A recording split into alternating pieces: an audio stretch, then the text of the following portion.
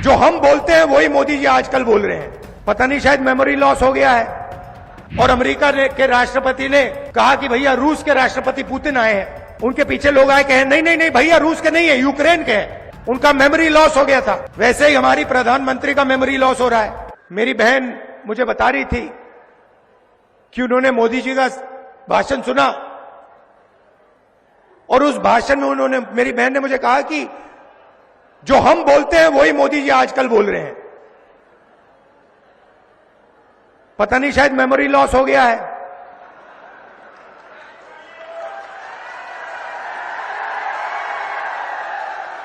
जैसे अमेरिका का पूर्व राष्ट्रपति था, कभी कुछ बोलता था, कभी कुछ बोलता था, भूल जाता था।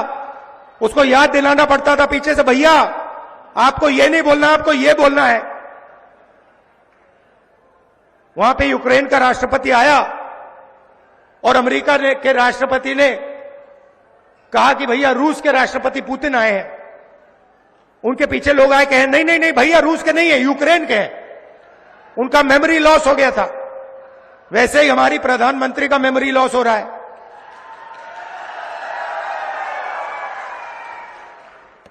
पता नहीं शायद अगली मीटिंग में आपके पास आएंगे, कहेंगे भैया महाराष्ट्र की सरकार सोयाबीन के लिए 7,000 रुपए देती है प्रति क्विंटल।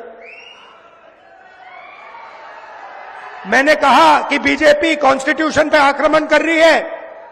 वो कहते हैं कांग्रेस पार्टी संविधान पर आक्रमण कर रही है। हर भाषण में मैं कह रहा हूं, मैं इसको लेके खड़ा हो रहा हूं, कह रहा हूं कि भाई इस पर बीजेपी आक्रमण कर रही है। 1 साल से मैं बोल रहा हूं। मोदी जी को पता लगा कि लोगों को गुस्सा आ रहा है, तो मोदी जी कह रहे हैं, राहुल गांधी कह रहा है कि राहुल गांधी संविधान पर आक्रमण कर रहा है। मैं हर मीटिंग में कहता हूं कि 50% की रिजर्वेशन की जो दीवार है उसको हम तोड़ के परे कर देंगे। लोकसभा में मैंने नरेंद्र मोदी जी के सामने बोला कि 50% की जो रिजर्वेशन की दीवार बना रखी है, जिसको आप नहीं तोड़ना चाह रहे हो, उसको हम लोकसभा में तोड़ के दिखाएंगे। उनके सामने मैंने बोला मेमोरी लॉस हो गई। मोदी जी कहते हैं राहुल गांधी रिजर्वेशन के खिलाफ है। राहुल गांधी, उनके सामने मैंने बोला कि मैं 50% की जो दीवार है उसे तोड़ने वाला हूं। कांग्रेस पार्टी इंडिया गठबंधन उस दीवार को तोड़ेगी। और मोदी जी का मेमोरी लॉस हो गया, कहते हैं राहुल गांधी तो रिजर्वेशन के खिलाफ है। अगली मीटिंग में कहेंगे कि राहुल गांधी जाति जनगणना के खिलाफ है। मैंने उनके सामने बोला मोदी जी जाति जनगणना कराइए, देश को पता लगना चाहिए कितने दलित हैं, कितने आदिवासी हैं, कितने पिछड़े वर्ग के लोग हैं। जब महाराष्ट्र की जनता से उनकी सरकार चोरी की गई, जिस मीटिंग में अदानी जी बैठे थे, अमित शाह जी बैठे थे, जो सरकार चोरी करने की मीटिंग थी, जिस मीटिंग में निर्णय लिया गया था कि एमएलएस को खरीदा जाएगा, करोड़ों रुपए के लिए खरीदा जाएगा,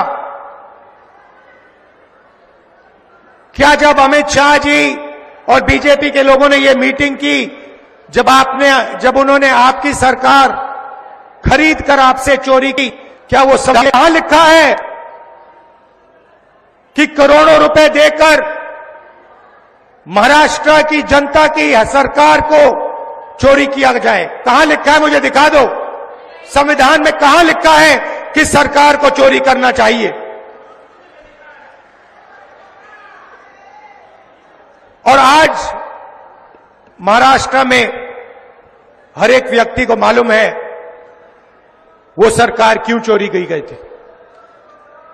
वो सरकार धारावी के कारण चोरी की गई थी, क्योंकि बीजेपी के लोग, नरेंद्र मोदी, अमित शाह धारावी की जमीन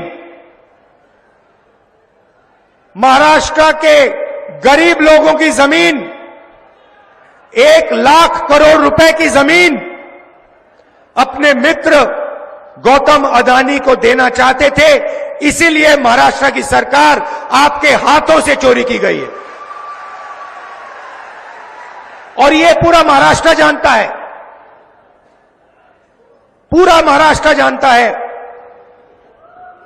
आंखों के सामने करोड़ों रुपए देकर एमएलए खरीदकर आपकी सरकार आपसे छीनी गई, चोरी की गई।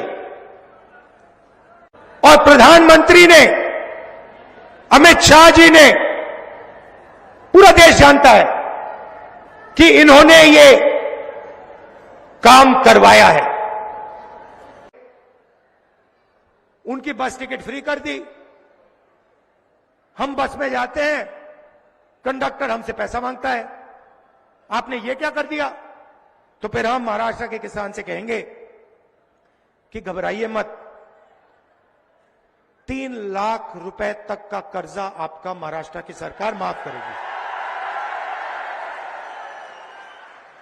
फिर सोयाबीन के किसान हमें कहेंगे कि राहुल जी, पिछली सरकार में हमें सोयाबीन के लिए, मनमोहन सिंह जी की सरकार में हमें सोयाबीन के लिए सही पैसा मिलता था, ये अदानी वाली सरकार है, ये हमें सही दाम नहीं देती सोयाबीन के लिए। और हम आपसे कहेंगे घबराइए मत, महाराष्ट्र में फिर से कांग्रेस पार्टी की सरकार आ गई है, सोयाबीन के लिए आपको 7,000 रुपए प्रति क्विंटल मिलेगा। और प्याज के जो किसान हैं उनसे हम कहेंगे, देखिए हमने देखा है कि प्याज के दाम ऊपर नीचे जाते रहते हैं, आपका नुकसान होता है, तो हम आपके लिए एक महाराष्ट्र सरकार में प्याज के दाम को मैनेज करने के लिए एक फेयर प्राइस कमेटी बैठाएंगे जो आपके प्याज के दाम को कंट्रोल करेगी। और कपास के किसानों को ये दिखाना जरा भैया,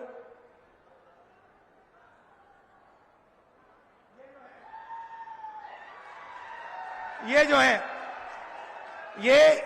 ये महाराष्ट्र के किसान की मेहनत है। जो जैसे मोदी जी अदानी जी को फ्री में पैसा देते हैं ना, ये फ्री में नहीं बनता, ये मेहनत से बनता है, ये खून पसीने से बनता है। इसीलिए हम कपास के किसान को महाराष्ट्र में सही मिनिमम सपोर्ट प्राइस देने जा रहे हैं।